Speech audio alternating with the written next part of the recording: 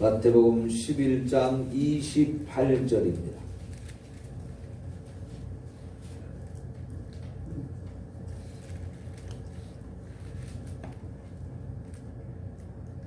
마태복음 11장 28절부터 30절까지입니다. 수고하고 무거운 짐진 자들아 다 내게로 오라. 내가 너희를 쉬게 하리라. 나는 마음이 온유하고 겸손하니 나의 멍에를 들고 내게 들고라. 그리하면 너희 마음이 힘을 얻으리니. 다같이 이는 내 멍에는 쉽고 내 짐은 가벼움이라 하시니라. 아멘. 우리가 이 특별 새벽 기도회에 주님의 십자가 그늘 아래 우리가 편히 쉬기를 원하는 마음으로 말씀을 보고 있습니다. 우리가 십자가 앞에 가서 우리의 모든 짐을 다 내려놓을 수 있는 이유는 주님이 먼저 저와 여러분을 초청하고 불러주시기 때문에 가능합니다. 여기 11장 28절 말씀이 바로 그런 거죠. 수고하고 무거운 짐을 진 자들아 다 내게로 오라 그랬습니다. 여러분, 이 세상에 수고하고 무거운 짐을 안 진 사람이 어디 있나요? 모든 사람은 이 땅에 살면서 정말 너무나 무거운 짐을 지고 살고요. 하루하루 살아가려고 하면 정말 수고하지 않으면 살아갈 수가 없어요. 그래서 이 말씀이 전 세계 모든 사람들을 향해서 우리 예수님이 불러주시는 초청의 말씀이죠.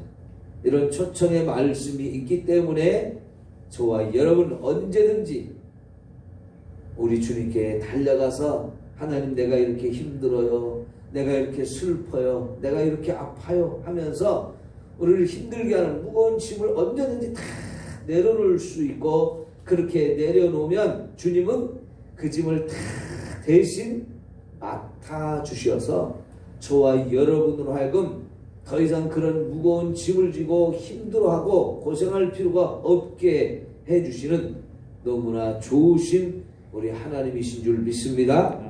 여러분, 이런 예수님이기 때문에 저와 여러분의 모든 짐, 그것이 무엇이든지 다 가서 맡길 수 있는 거지요. 네. 여러분이 지금 힘들고 어려운 일이 뭡니까?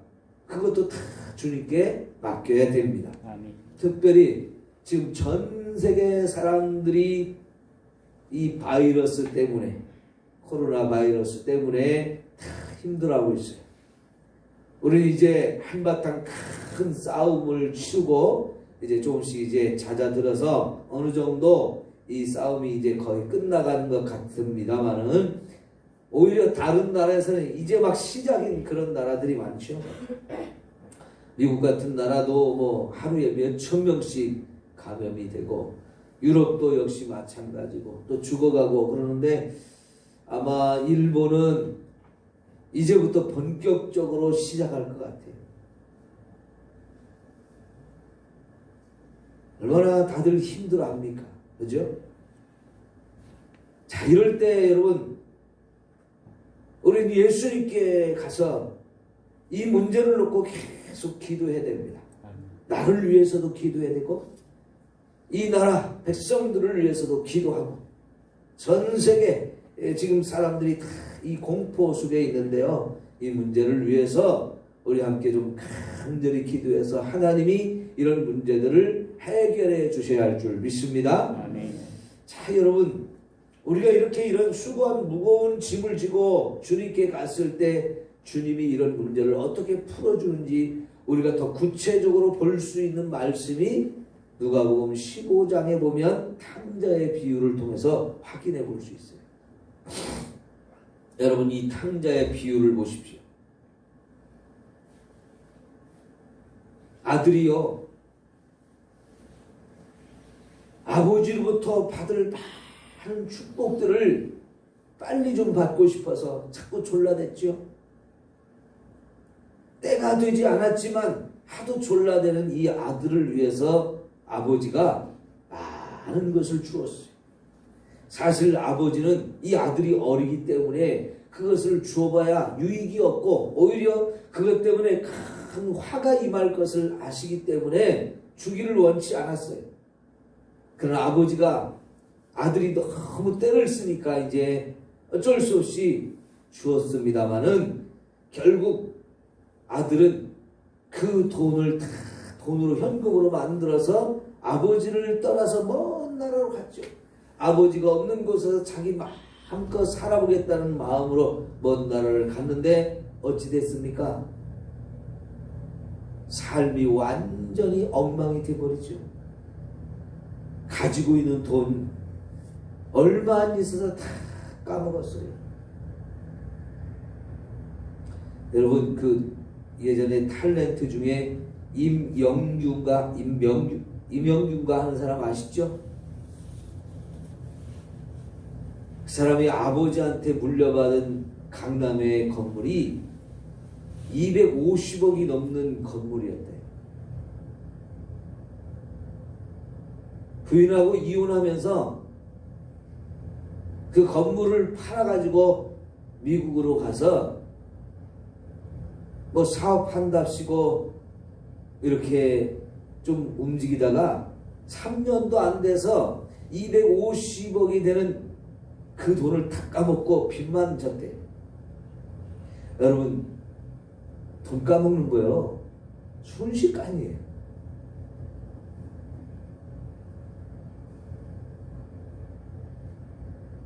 그러니 이 아들이 아버지가 물려준 재산 그거 믿고 이제 뭐 내가 엄청난 성공을 할 수 있을까라는 생각을 가지고 살았지만은 그거 까먹는 거 한순간이죠. 어느덧 그는 하루하루 날품팔이를 하며 살아야 되는 신세였고요. 그 나라에 흉년이 드니까 그것도 일자리가 없어요.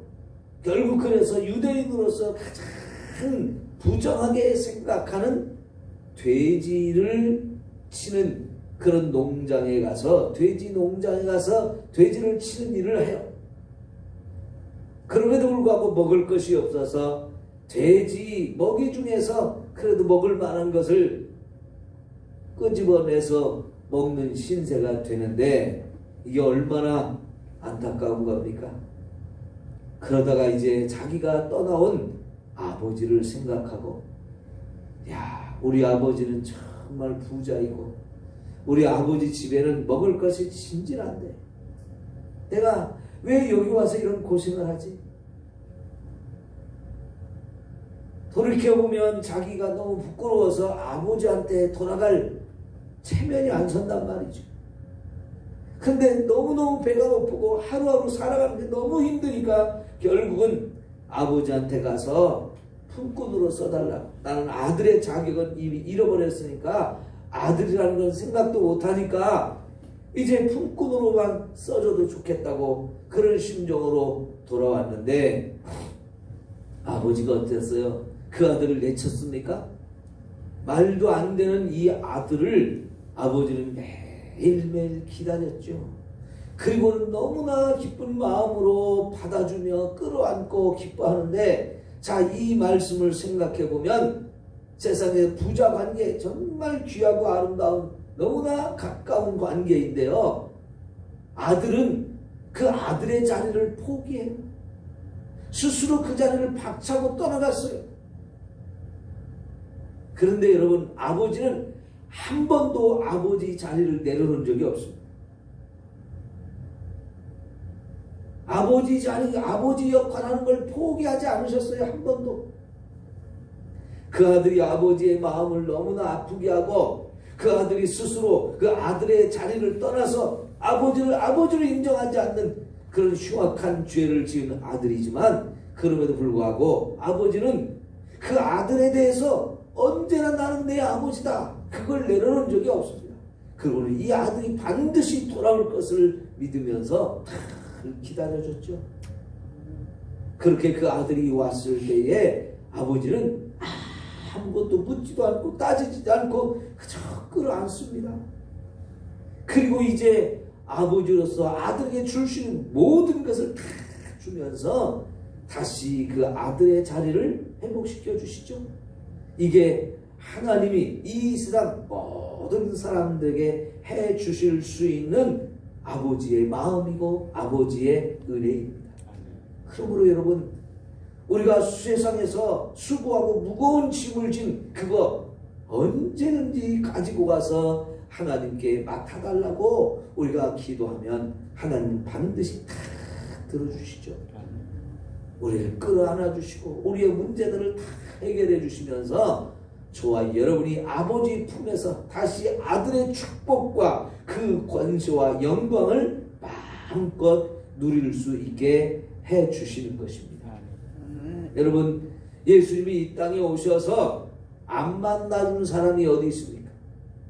예수님이 이 땅에 사시는 동안에 문제를 해결해 주지 않은 사람들이 어디 있습니까? 예수님을 거부하는 사람이 아니거든. 예수님을 인정하는 사람이, 인정하지 않는 사람이 아니라면 예수님은 안아주시고 치료하시고 먹여주시고 그 마음의 슬픔과 고통들을 다 해결해 주셨어요. 죽음의 문제까지도 해결해 주셨어요. 어떻게 해요?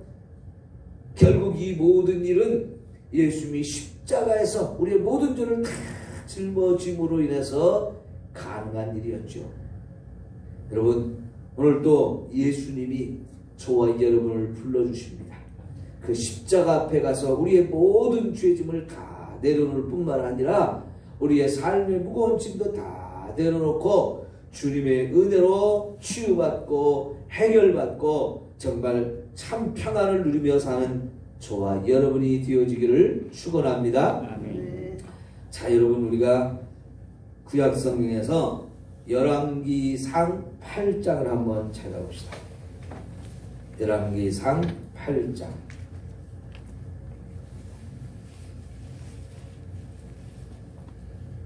구약 성경 525장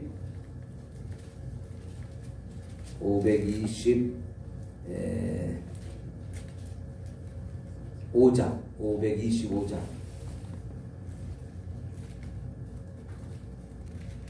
29절부터 29절 30절 525장 열왕기상 8장 29, 30절입니다.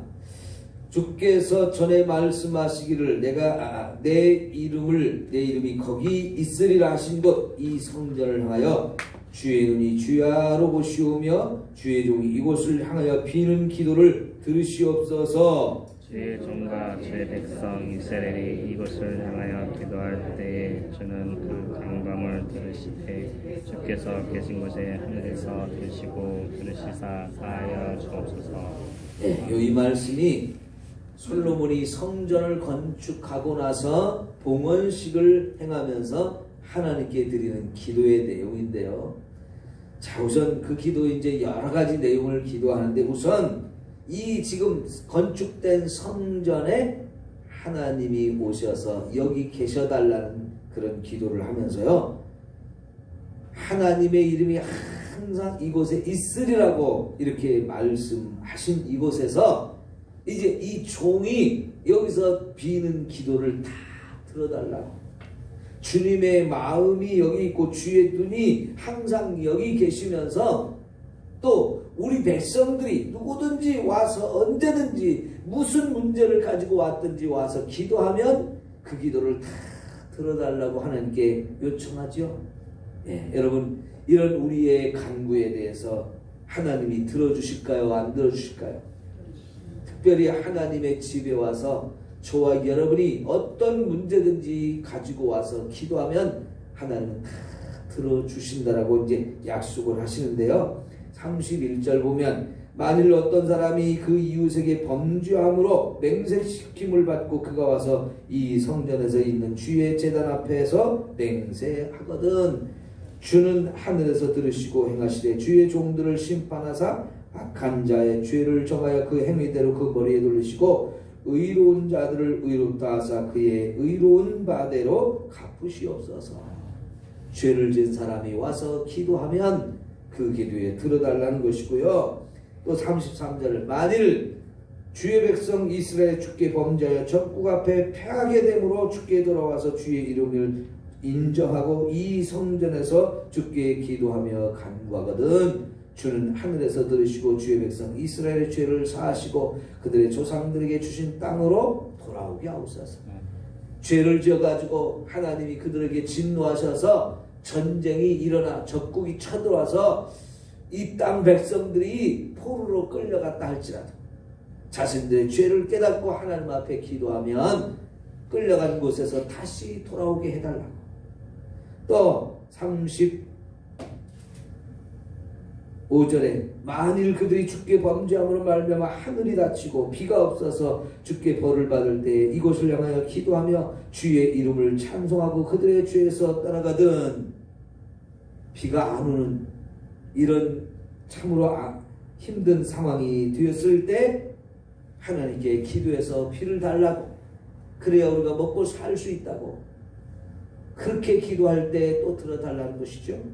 그 다음에 37절 보세요. 만일 이 땅에 기근이나 전염병이 있거나 곡식이 시들거나 깐부기가 나거나 메뚜기나 황충이 나거나 적국이 와서 성읍을 에워싸거나 무슨 재앙이나 무슨 질병이 있든지 막론하고 한 사람이나 혹주의 온 백성 이스라엘 다 각각 자기의 마음에 재앙을 깨닫고 이 성전을 향하여 손을 펴고 무슨 기도나 무슨 간구를 하거든.